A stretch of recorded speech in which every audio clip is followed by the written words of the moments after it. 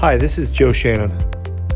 I'm a lawyer, a husband, a father of 6 kids, and I also host a podcast called Opening Statement with Joe Shannon. Please consider listening to our podcast on YouTube, Spotify, and Apple, and any other folks that host podcasts. Just Google Joe Shannon and podcast, and you'll find it. I hope you enjoyed the show.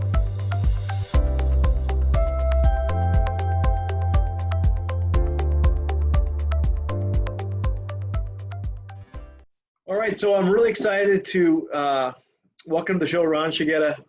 Ron is he's living out in California in the Silicon Valley area. I mean, this is the startup guy. All right, so if you want to listen to what's going on in startup and all what this guy's doing, follow it because it's pretty cool. I did a little background on Ron and hundreds of companies I think he's involved in, and he's going to tell us how he got involved in it. Really educated guy, got a PhD from all these Ivy Leagues. I mean, all these different places. Educated guy. He's going to be teaching a course this fall at Santa Clara for the Broncos, and so we're going to talk to him about that. But I hope you're going to learn a lot from Ron. So Ron, welcome to the show. Oh, thanks, Mister. How's it going? It's nice. I'm good. I'm good. Yeah. So tell us a little bit. First of all, give us your background. Where'd you grow up? So I grew up actually on the West Coast here in Oregon, in a little town, actually the capital, called Salem, and went to high school there and college, and then I decided I want to see the world, and I went back east for school, and then came back to the West Coast. So I've gotten to travel quite a bit. It's been a lot of fun. So you grew up in Salem, huh? I was born in the Midwest, though. I mean, well, I was born in Hawaii, but I did elementary school in Ohio, so I'm also Midwestern. Yeah, we've always moved around quite a bit. Wow. And then did you go to college at Willamette? No, there's a very liberal school called Reed College up there. I know where Reed is. That's important. It is, and it's quite a bit of fun there too. Then swung the other way, Princeton is not a liberal. It's not a liberal stronghold, but it's kind of like in between. It's a little conservative, but it's also in between. So Ohio's kind of in between. It's a nice purple state. I like that. That's my favorite place to be, is kind of in the middle there. Nice. So yeah. You end up getting your PhD, and what's your specialty as far as your education? Well, I got very interested in chemistry, and I went to the chemistry department for my PhD. But I quickly learned that you shouldn't really let your formal degrees define you. And I was doing a lot of biochemistry and biology at the time. And everybody's saying biology is going to blow up. Biology is going to blow up. And thank goodness it did. So now I've done all kinds of things. So how did you end up down in the Berkeley area? I had been in academia. I actually did a couple postdocs. I spent over 12 years in academia, postgraduate, and done a lot of research, and just decided it was just not going to work for me. It was too slow. And so I thought, I want to go back to startups. I've always been fascinated by startups. So I moved back to California because there were some biotech startups, and one of them invited me to join them. And I just sort of dropped everything and drove back here.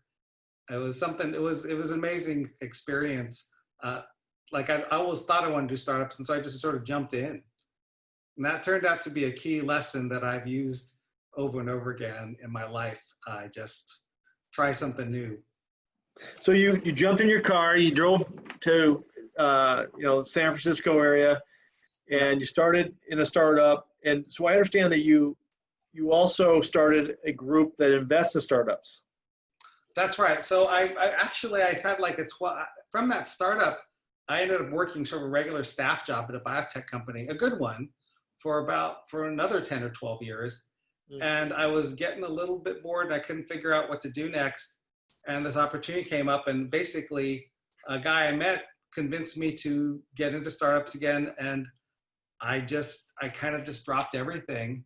And we started this little lab and ended up building the first biotech accelerator for startups. What's it called? It's called IndieBio.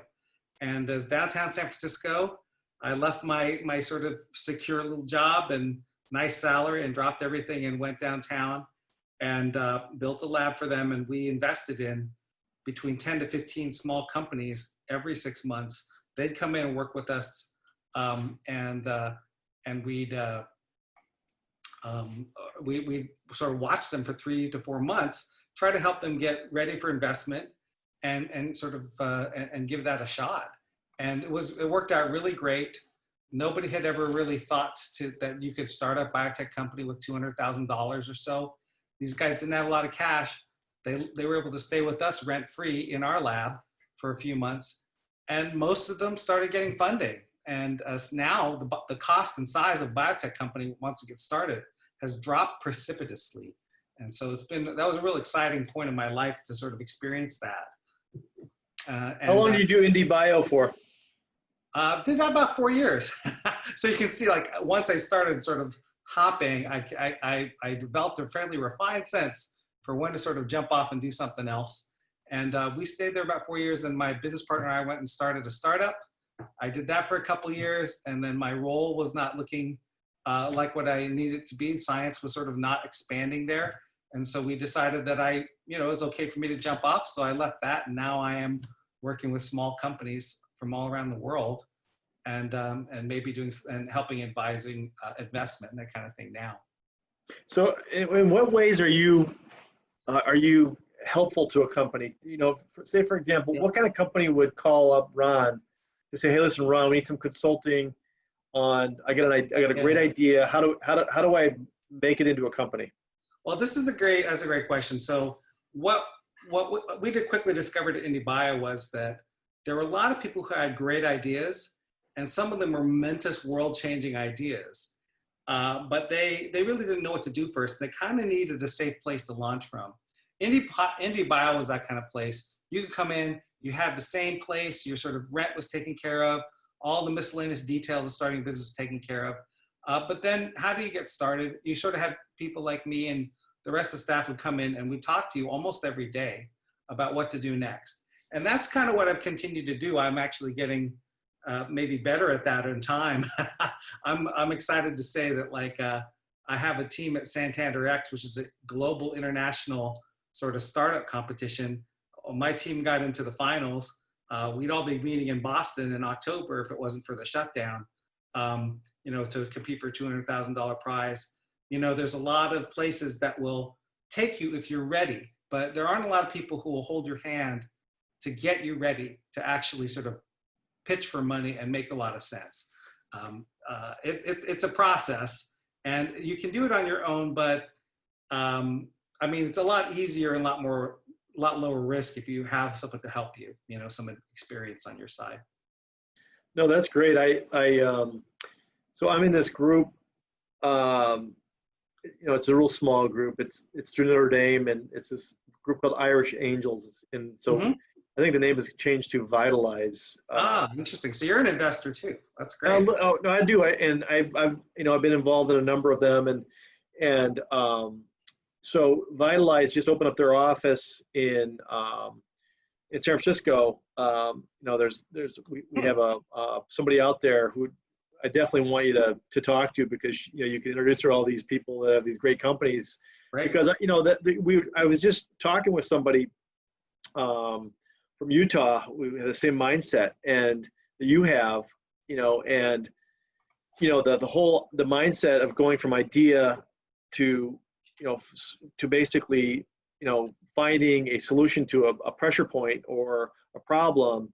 And one of the things that kind of the mindset for me is that there's got to be some sort of demand or need for that, rather than just your own passion doing it. Does that make sense to you? It does. And, the sweet spot is when you have both of those things, right? I think everything, the thing is, you give a lot of advice about startups and you hear a lot of advice. There's something that can go horribly wrong at every point. Yes. That's something they don't really say. Like, you could have passion, you get you out of bed in the morning, you're fixing something that's broken in the world. All these things are really great to have. But, it's also very easy to screw up one of those things and just become totally worthless. So it's important to sort of have someone that you trust to talk over those things with. Co-founders are the best people to talk with. If you have a good relationship with someone and they'll be honest with you and they'll say, hey, you know what? That's crummy. Like, that doesn't make any sense. You're talking nonsense. If you can hear that from someone and they can tell it to you, you've got something, you've got a place to start from. Then, you know, the level, your standards have to rise and rise and rise. You know, there's a big difference between Jeff Bezos and, you know, your average pitch you see at a university pitch contest. Like, he not only had a great idea, but he was actually capable of executing it.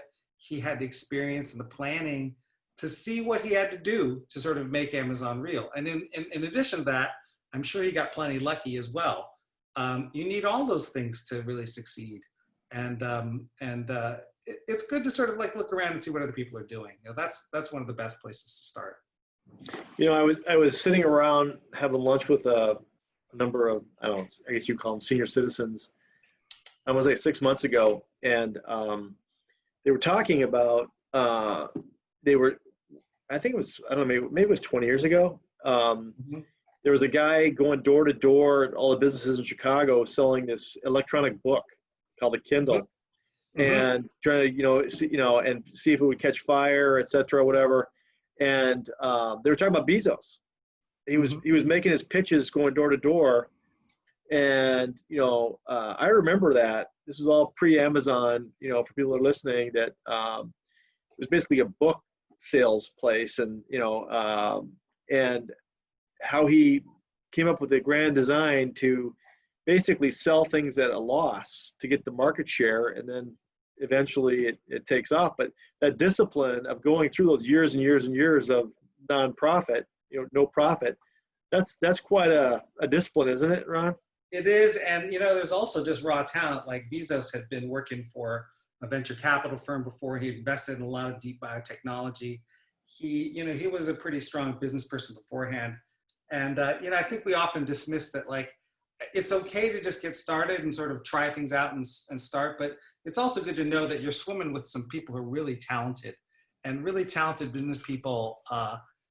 They're worth learning from. Like, I just heard this great story of Michael Dell, of Dell Computer.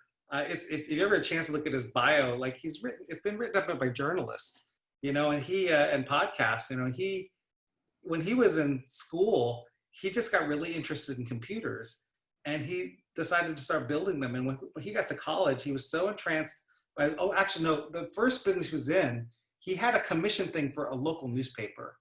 And that story blows my mind. Like, he just realized that he could get, he would get a commission every time he got someone subscribed to the paper. And then he realized that when people get married, they kind of want to establish routine, and they're looking to build a home. And so they're very likely to subscribe to a newspaper.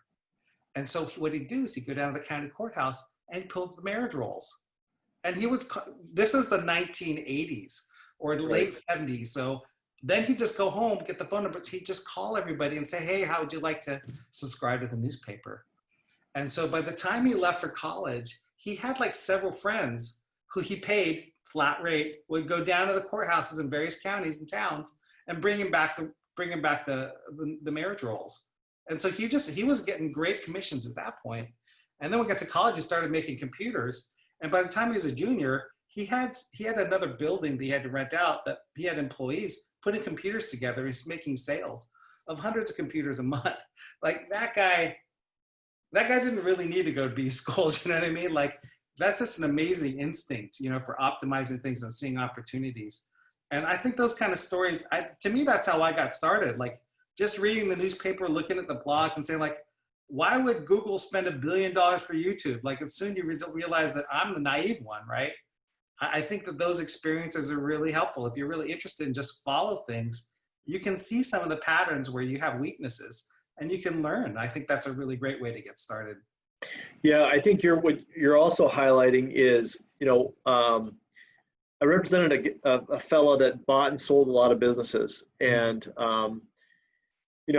this guy is what I would call a fiscal engineer, and he knew how the science of basically using other people's money and borrowing and hedging, and because a lot of business, no matter what it is, biotech, all these type of things, it's got to be economically feasible. You got to pay the people that work there. You got to, you got to create dividend, all these types of things, which idea people have no idea is going on. But the well-rounded business person, if you talk to them, you understand that they're always thinking about the bottom line and coming through for investors, which is why you would invest in a startup to begin with.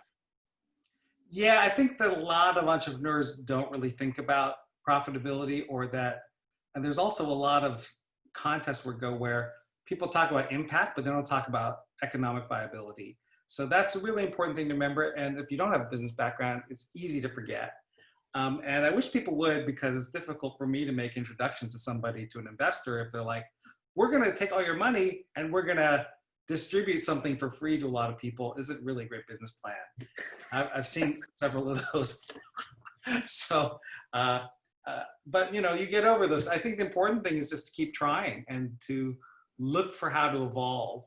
How do you change? How do you grow so that you can get to where you really want to go?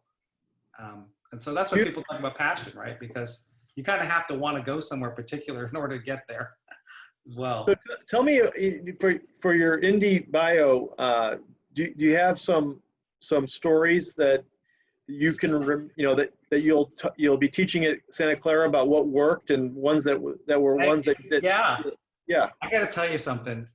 You've probably been to quite a few MBAs in your time. There are several kinds of MBAs, and they're all just fine, but I think, I think that there's a lot of different motives that people have when they go and get a business degree. Some people just want to end up somewhere stable. They want something that they can understand, that they like to do, and they just want to sort of do that. And they make super employees and so forth. But there are some people who are almost scarily ambitious. They're like, I'm not going quietly into that night. I'm going to make a splash. I'm going to make a noise. And those people are very exciting to be around. And I think now that the cost of an MBA and graduate school is so high, I think it's good to at least know that when you get into school like that, that you can try for the brass ring. You can aim high. The worst that's going to happen is you're going to be off target. You end up a little lower down than you thought. But at least if you did that, if you sort of saying, if you're aiming for a stable life and a good career, it's harder to get because those careers are harder and harder to find.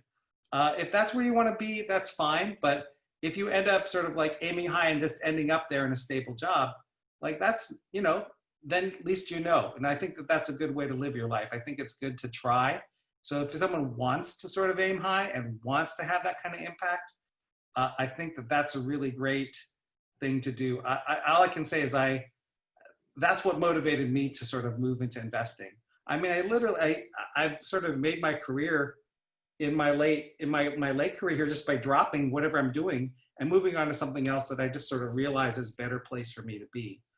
And all the entrepreneurs that we funded 70 teams at IndieBio while I was there, actually 80 teams while we were there.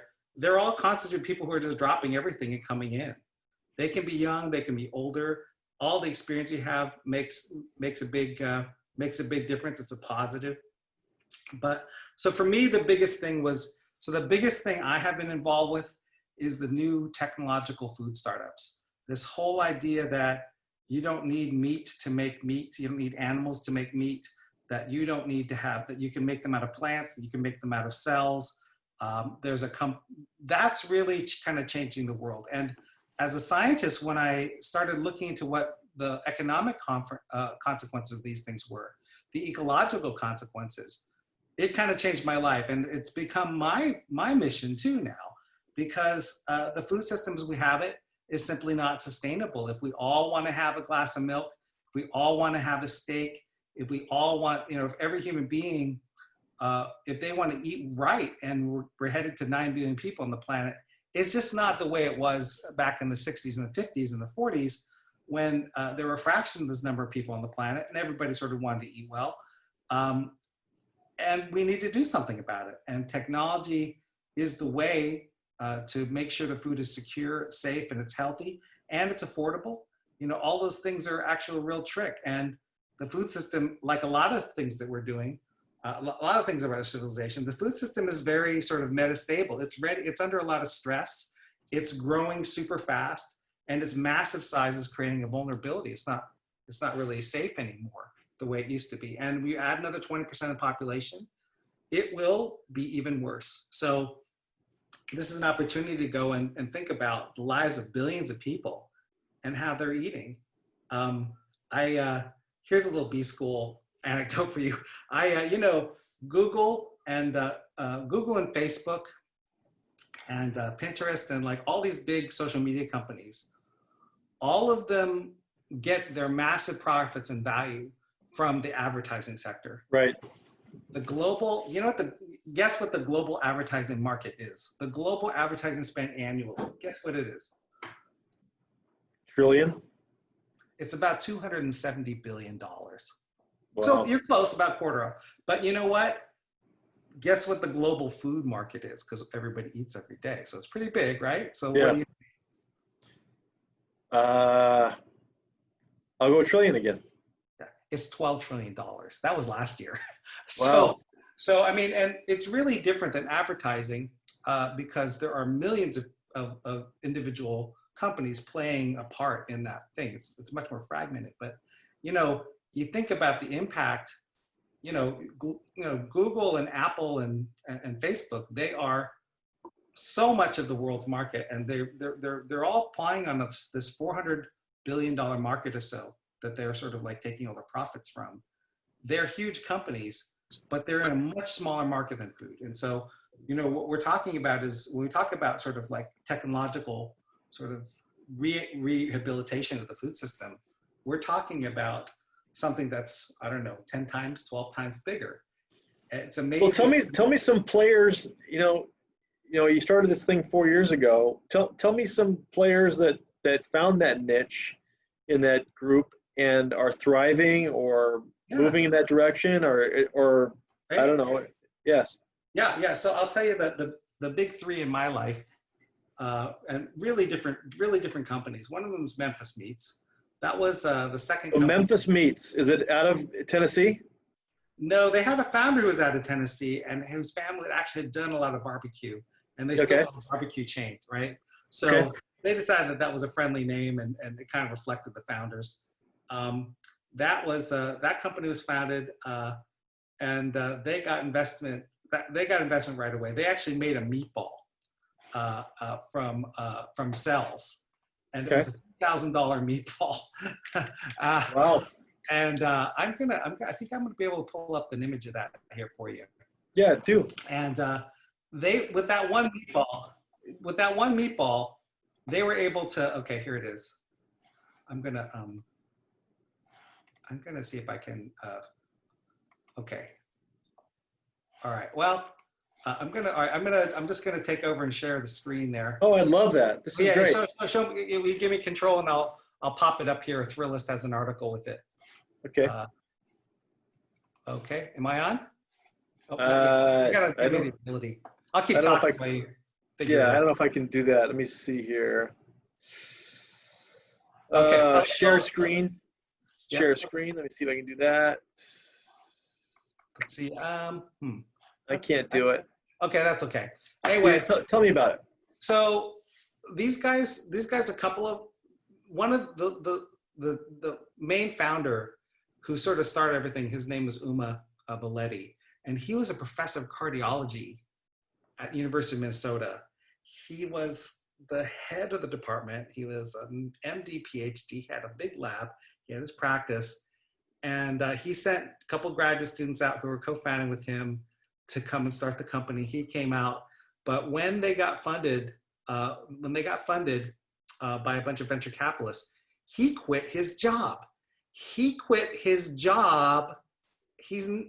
That was a lot of money, a lot of prestige. He dropped everything to come out here. He's from the area. He's living back in down the peninsula now. And he came back to run the company. And they have done really well. They've been funded by, when they showed up, a bunch of large food companies had started venture capital funds, and they all jumped in. Bill and Melinda Gates are in there. Cargill is in there. Tyson Foods is in there. And that was career making for me, because all the largest names in meat in North America were backing this thing. And the CEO of Tyson's came on, he got interviewed by Bloomberg, and he said, if we could make an animal, or if we could make meat without killing an animal, why wouldn't we? Right. And it's like, it's one thing, what I say in my talks is, it's one thing if they'll actually give money to a company like Memphis Meets and back them. It's another when the CEO goes out and tells everybody he's happy he did it. Like, that's a completely different level of relationship. You know? Where's Memphis Meets now? They are in the East Bay here near Berkeley, where I live. They are doing super well. They just closed a B round. It was way over, it's like $140 million. But they will probably be producing meat for the table soon, right? It's all formed in the lab? It's been 4 years, and that meatball cost $3,000. And now they're ready to serve. They have held many dinners. If you go on the internet, you see a big slice of chicken on some pasta that they made, and they served that to 20 people. And this is all formed in a lab, these animals. Well, there's cells that are grown separately. I think we like to say is that, like, a dairy is like a lab too. So I would say it's just like a food plant. It's just like, it's cleaner than a meat packing plant. But all of them try to live up to all of those companies, Cargill, Smithfield, all of these meat packing companies, they all try to live up to the cleanliness of a lab. So if it is a lab, it's the best meat it's the cleanest meat you've ever gotten. Wow, so that's a very interesting startup. And that started out in your lab? That's right. We had them in there for 3 months, and it was a thrill. I mean, they actually had, one time they brought me in this little, it looked like a scab. It was like the first piece of pork they ever made. And they gave me a little corner of it. It tasted meaty. And I thought, wow, we really are going to make this. It's amazing. Are you an investor? Well, the IndieBio team was investors. We would actually invest money in the companies in exchange for stock for them to work in the lab. Just like you said, we need to make money in order to be sustainable. Sure. That's how we did that. Let me turn my Well, good for you, man. That's awesome. Sorry, yeah. And so, apologies, like my phone, I should turn it off. So another example is Clara Foods. That was the first food company. We invest in a lot of different biotech. And there's a lot of great ideas about there to improve healthcare, create cosmetics, materials for fashion. We did all kinds of things, as well as devices and more conventional biotech, even web services and telemedicine and this kind of stuff. But the food came to dominate our public image because it was such a big project and because it really resonated with investors and with what people really wanted. There's a general feeling that food is not as safe as it used to be. People long for the old days, but if you have really like homegrown sort of like chicken and eggs and all this kind of and vegetables from the backyard, you can do that, but you got to pay for it. Like, it's not super cheap to grow vegetables in a tiny little patch and just like eat them fresh every day. Like, God bless if you can do it, but when we're talking about feeding 8 billion people, it's a lot more important to sort of have something that scales well. And so Clara Foods was the first company we invested in. Now that was different. That was a couple of very idealistic guys, David and Art, who had met at basically an animal cruelty sort of like meeting where they had talking, how can we get animals out of the system? And they decided to create eggs. They wanted to make eggs not from animals. And so they realized that egg whites constitute almost entirely out of protein. They're almost all protein in water. And they said, what if we can get the protein from something else, like yeast, and make an egg white from that? And so they actually looked up the genes from the chicken and got the proteins from the chicken, that same ones in the egg white. And they showed that by getting some of these proteins, not all of them, they could take the ones that constitute most of egg white, and they can make an egg white. They can make meringues. They can make pasta. They can make all of these many, many products that eggs actually constitute, make a contribution to. They could replace any egg anywhere. And it was amazing to spend 3.5 months with them in the lab and just see these things come out. They had meringues. They were giving them out. And they showed that this food was really the same. It was exactly the same. And they worked through the economics, and they could see that it actually could work.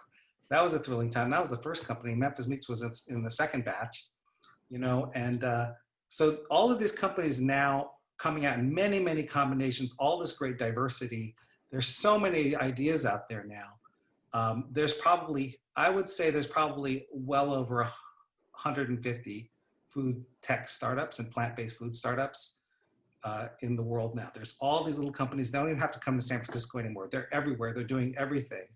I guess last story I'll tell is one of my new companies I'm working with. They're in Singapore. They're called Turtle Tree Labs. And that's like a whole new wave of technology where scientists have learned to take cells and make different organs from just cells. So you can grow a kidney or a little tiny heart or brain cells in a little test tube, and it'll be like a microscopic brain. And what they decided to do is they decided to grow mammary tissue in a bioreactor, and they discovered that they can get milk out of it. So Wow. you can just hook up a little hose to a bioreactor and milk just comes straight out. It's Wow. bloody amazing. And Singapore is turning into a new hub where all kinds of things are happening. And the government is just doing an amazing job sort of keeping that company in front of everybody and way out in front. It's an amazing place now. So there's all kinds of political and economic incentives that are sort of being offered to these companies. And the movement's really just growing. And it kind of happened by accident. You know, we tried lots of different experiments, but food is just the kind of thing, and biotech is kind of scary to start investing in biotech where you don't really have any experience. It's very intimidating. Healthcare is very regulated. Drugs are they're this minefield of value where you can just like, the floor can just blow up under you at any given time. But food is just something that people feel that they understand, and it turned out to be a really useful place to invest in. You know, I've got about a dozen firms that I can talk to who are very interested in what's going on with food and what's happening now. What we really need are new ideas, and it's just like the sky's the limit right now if you really can have an impact on food. Tell me about you're moving back to academia, and you're going to be teaching a course. So tell me about that. That must be pretty exciting to teach. It's a business course and a course involving biology and chemistry, right? Yeah, it's exciting to go back to academia. I've been away for quite a while. It's just a single class. I've been on the advisory board for a business school down at Santa Clara University for a couple of years, and they said, well, we need someone to teach the food innovation class. So I was excited that they thought of me, and we went back and I went back and talked to the faculty there and the staff, and we're going to teach a class. I'm going to teach one class this winter, maybe just one class a year. But I'm really excited to sort of handle this the way I have everything else. Like we're right in the middle of Silicon Valley, and what we want to do is really reflect the subject. For me, the subject of what food innovation is, the soul of food innovation is a startup culture merging with food technology and food markets, right? And so the class is going to be kind of a hybrid of sort of startup ethos and the maker culture and the startup ethos, along with the well understood sort of like parts of food. Who buys food? Why do they buy food? What kind of food do people want? All those things they're all sort of mixed in the class naturally, just like a little bit of an accelerator session, just the kind of thing I do with startups. We want it to be very active, very, very sort of hands-on, and really learning how to actually operate in the field. So I'm really excited. It should be a business class like none other, really. Should be exciting. It's one of the first ones in the country, isn't it? Yeah, I think there's maybe 3 of them now. Good for you. Yeah, excited about that. So Ron, one of the things that, in my podcast I like to talk about is, people's defining moments in their life that made them kind of change or grow. Maybe you could tell us some of those in your life. Yeah. What I actually used to do alumni interviews. I don't do them anymore, but when I did them, I was aware that the tuitions were really increasing. They were going up so fast. And I thought, how can you be middle class in this country and imagine coming out with a 4-year degree and probably having spent like $60,000 for your tuition? what's that like, you know? And I think for me, I'm lucky because I ended up being lucky because I've always been sort of dissatisfied with where I was, and I'm kind of an ambitious person. But I was always thinking that I could just sort of like do the next step, and eventually I'd be ready, and then I would sort of start going where I wanted to go. And I guess my advice for, you know, people starting off is, well, you know, you may have to sort of sit things out and sort of like learn some things, and there's nothing wrong with that, but you should always give yourself permission to try something new and to follow your inclinations. Because if you're in your 20s and you sort of put off graduate school for a couple of years, or take a break from college for a year, and you just go and start a little business, or you just see something new, get some experience, you know, I don't think there's anything wrong with that. You know, I think when you're in school, you're probably too young to have a life ambition, but there's nothing wrong with putting that on pause and trying to feel one out for a little while. You know, I think whatever you think, if you really understand yourself and you really go for it, you should never really have any regrets about that. You know, to me, that's why, you know, by the time I had, you know, gotten tired of sitting at my desk at my job, I was ready. Now I can barely sit still for more than a few months. Yeah, you know, so Ron, the thing is, you seems like you have such an interesting life. You know, all these different companies. You've been in academia, you've been in business. You're going back to teach kids. It's exciting. Were there any individuals in your life that, you know, kind of served as role models for you, that kind of gave you the confidence to do this type of thing? Or, you know, can you point to, you know, I know there's a lot of people in our lives, you know, obviously, you know, my parents and other coaches I've had through the years, and business people, but how about you? Are there folks that kind of helped you through some times? I mean, I think, first of all, I want to say you shouldn't undervalue your teachers. I really look back at my teachers, grade school through junior high and high school. I look at them all and I learned a lot from them, more than I thought I was at the time.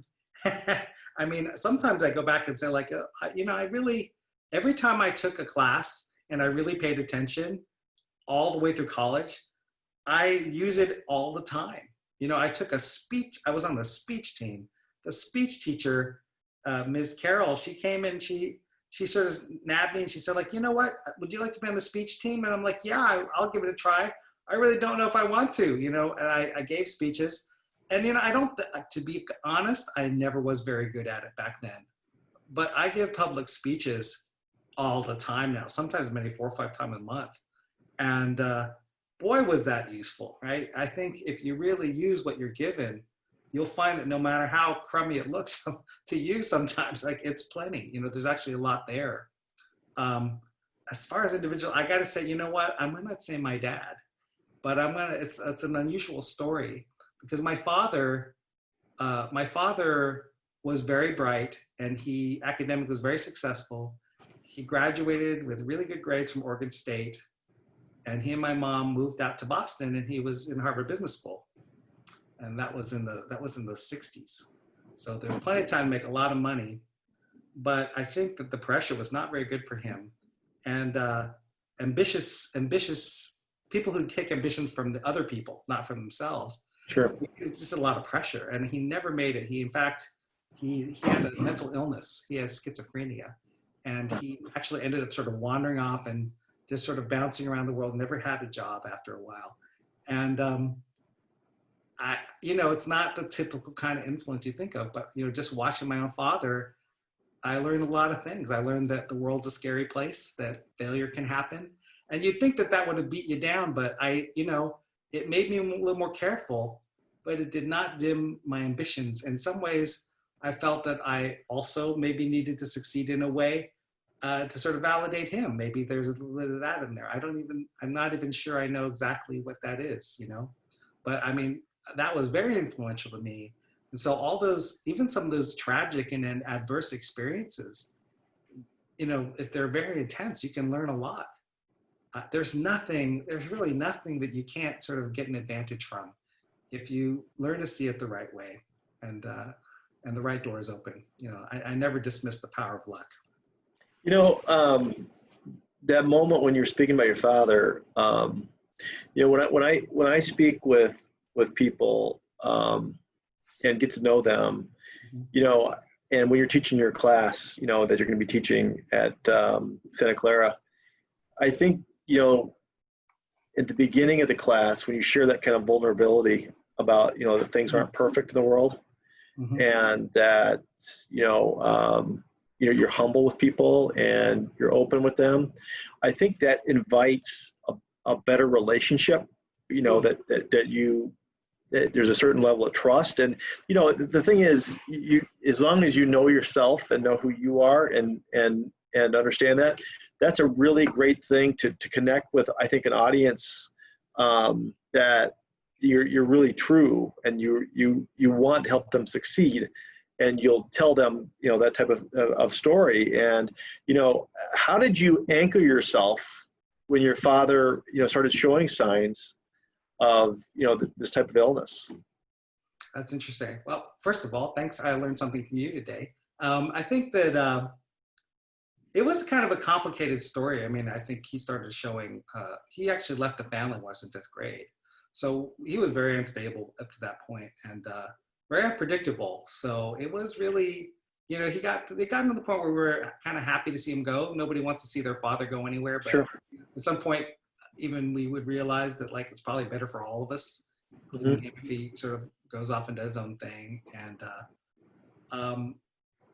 yeah, I mean, there's a lot of people. I mean, I think that kind of put a chip on my shoulder in a way. It's really interesting because talking to you, in no judgment here, but when I got to Princeton, I was teaching undergraduates. I was very curious as to who they were, just like you are with your podcast here. And I discovered overwhelmingly they came from stable families. Right. Overwhelmingly, they were kind of doing what their parents did. Like a lot of the kids from public school, they were teachers, teachers' kids, and a lot of them were from the private school. They're from very successful lawyers and doctors and sometimes professors. And they were all kind of doing this. And I think I think the great thing is I really had nothing to inherit from my father. I didn't really want to follow in his footsteps in any way, but that gave me a tremendous amount of freedom to sort of find my own way and not have any second guesses about it, because I really didn't have an alternative. But it's harder, and so I think if anybody out there is listening, this might make sense to them, that you really can come from anywhere, and no matter how hard things have been, I don't want to say it's going to be easy at all, but it can be very hard. But there's probably a narrow passage somewhere to get to where you want to go, but you have to know what you want first, and you don't have to commit to it. You just say, right now I want this, and you go through that. You sort of try to find your way there. And then you might have a different destination in mind after some of those experiences. But I think you got to keep moving, and I think that can be very hard if you sort of let the negativity get through. I always try to be very positive, and I try to be positive about people. And that's that's why I like working with the teams. They often don't listen to me. That's typical. Every advisor I know has that same sort of issue, but they also need their independence. And that's what gives us a great pleasure. They're dealing with independent people who have their own mission, their own way. I like sharing that with them. So have you written a book yet? I might after the class, but I'm going to start a TikTok up.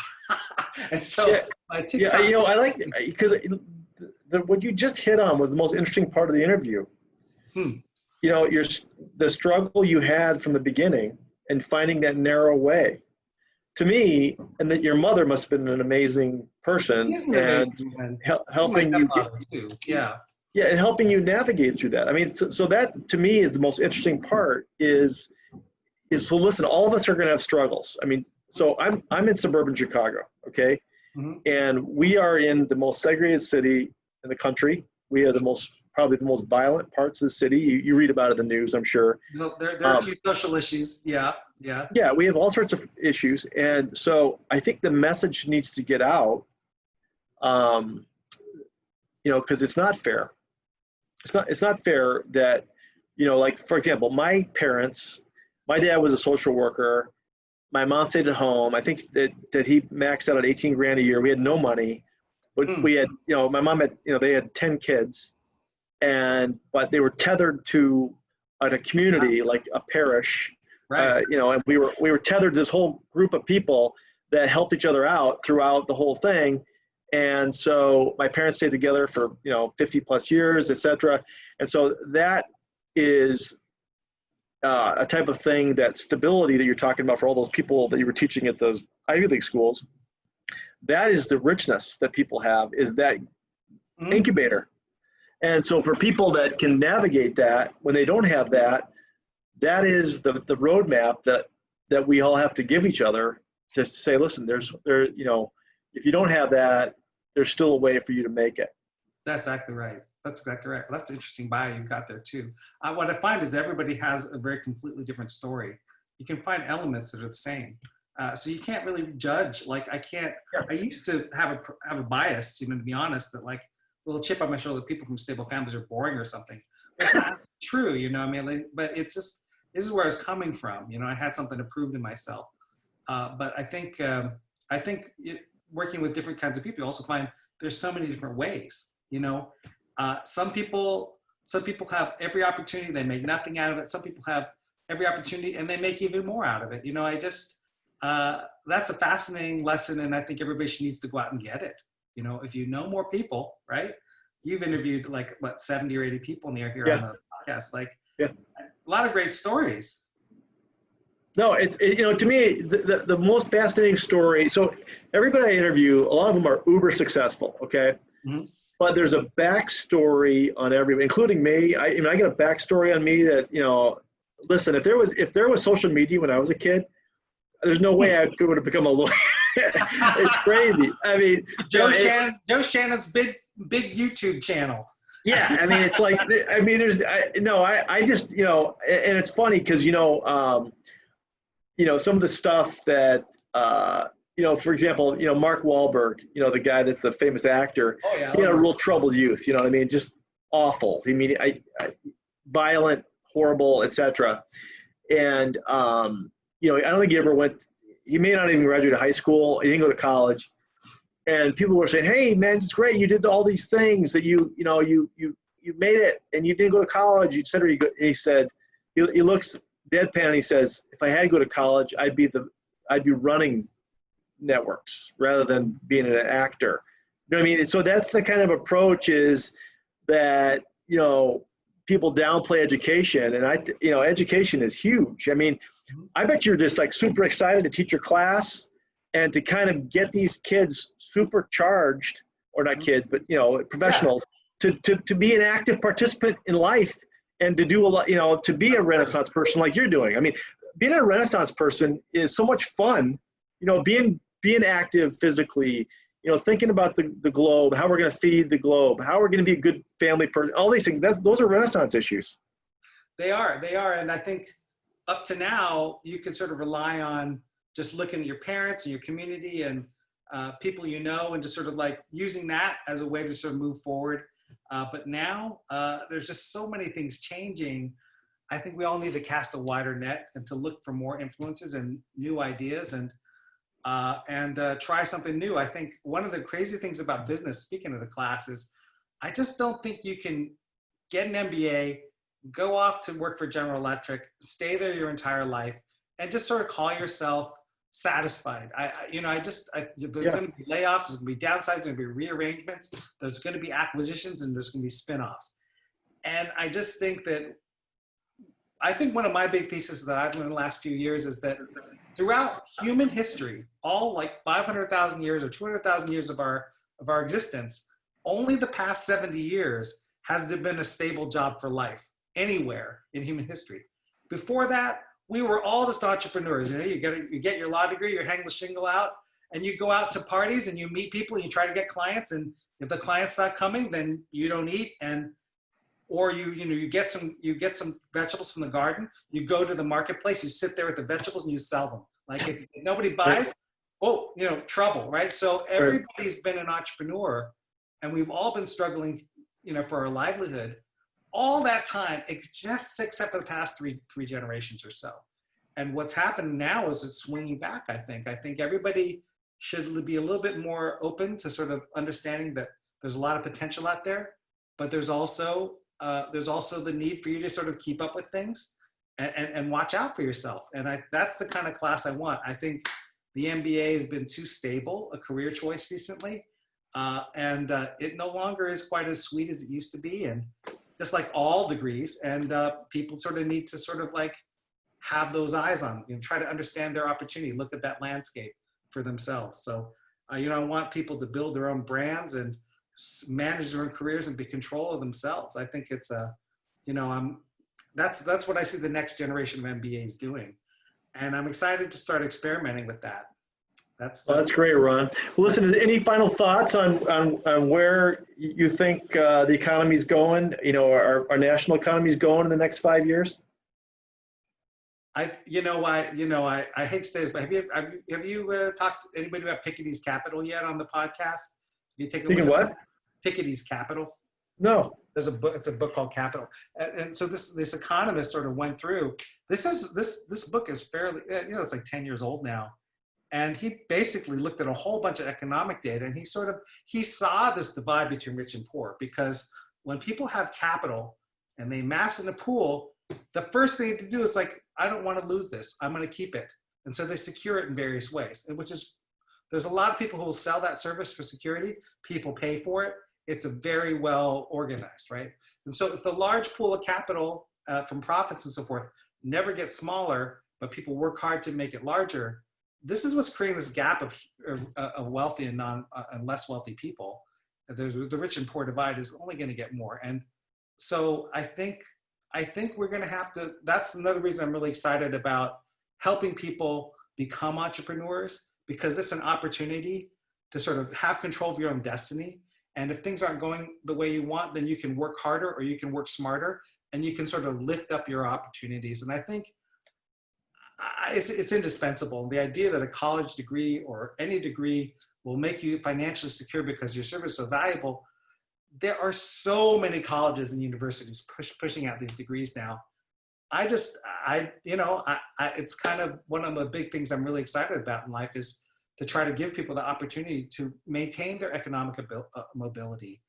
And, the message, unfortunately, is that nobody's going to hand that to you anymore. In the 60s and the 50s and the 70s, people would hand you these jobs. Right. You'd be kind of set, and you could retire and you go live in Florida and everything's fine. But Florida's pretty full now.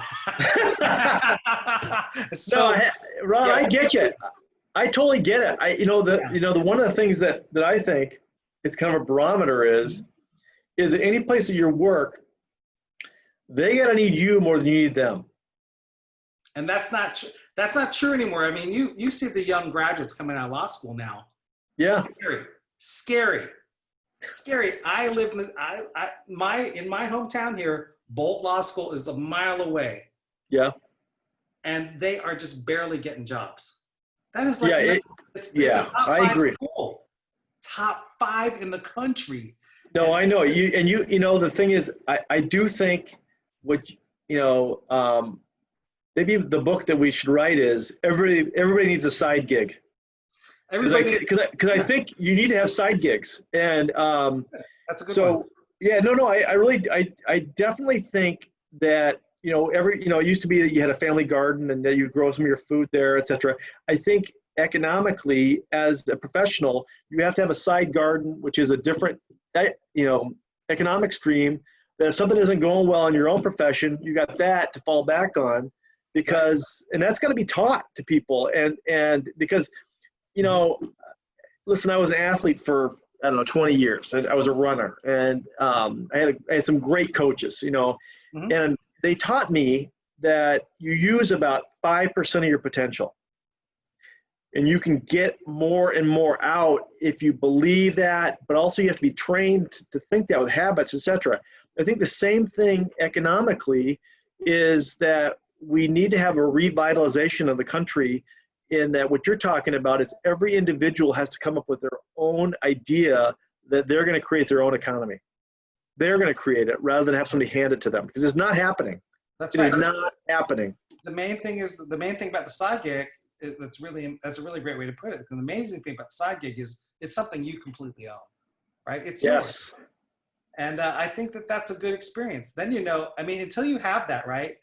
The great thing about a law firm is that it is a business, and the lawyers the partners have to run it. So they got to be aware of how many of the office supplies are coming in, and what kind of shipping we're using, what kind of like messenger services we use, and all that kind of stuff. And so you kind of know the nuts and bolts. You know exactly what you're doing. Everything that's happening. But a lot of people, when I was an employee, it took me years to understand that I couldn't rely on other people to do anything for me at work. If I wanted to do well, I took care of everything. Right. I started entrepreneurialism in the office, but then I grew my own business, and here I am. So I like it. Well, Ron, I want to thank you so much. I've heard a lot in this interview. I didn't really understand the power of this, bio takeover that's happening here. It's a really important deal. And, thank you so much for spending a lot of time helping out those companies. I mean, who knows what could happen if all those different companies you started, 80, 100 companies. You never know, right? Well, I hope everybody's already eating healthier in Chicago, the land of the heart attack. Well, we're trying to get better at that. You know what I'm saying? Yeah, well, everybody does, and I think we want to offer, like go out to the Plant Cafe and have some all no meat meals, have a meatless Monday, and I think it's something everybody. The reason it's doing well is because people want to do better, and they want to be healthier for what they eat. Yeah. How could you not support that?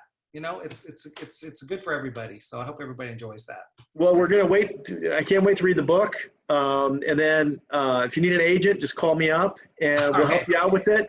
And Ron, have a great fall and winter teaching that course and inspire the next generation, will you? Thanks, Joe. Thanks. Great to meet you. And thanks for the time. Oh, it's wonderful. We'll catch up with you later. All right. Cheers. Thank you for listening to The Opening Statement with Joe Shannon.